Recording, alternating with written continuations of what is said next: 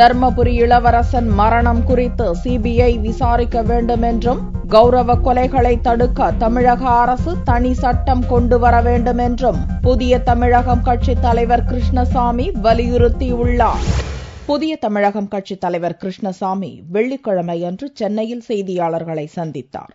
தர்மபுரி கலப்பு திருமண விவகாரத்தில் மரணமடைந்த இளவரசன் தற்கொலை செய்து கொண்டிருந்தால் அது அவருடைய உண்மையான காதலை வெளிப்படுத்தும் என்றும், ஆனால் அவர் கொலை செய்யப்பட்டிருந்தால் அதற்கு பாமக தான் முழு பொறுப்பேற்க வேண்டும் என பகிரங்கமாக குற்றம் சாட்டுவதாக கூறினார். இளவரசன் மரணமெய்திருக்கிறார். அவர் ஒருவேளை தற்கொலை செய்து கொண்டிருந்தால் அது நிச்சயமாக ராமதாஸ் அவர்கள் இதுநாள் வரையிலும் சொன்னது இது காதல் நாடக திருமணம் அல்ல என்பது நிரூபணமாகிறது.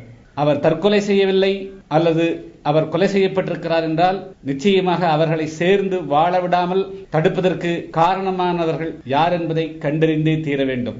நான் இதற்கு பாட்டாளி மக்கள் கட்சியே முழு பொறுப்பேற்க வேண்டும் என பகிரங்கமாக குற்றம் சுமத்துகிறேன். கௌரவ கொலைகளை தடுக்க தமிழக அரசு தனி சட்டம் கொண்டு வர வேண்டும் எனவும், இளவரசன் மரணம் குறித்து சிபிஐ விசாரணை நடத்த வேண்டும் எனவும் கிருஷ்ணசாமி வலியுறுத்தினார்.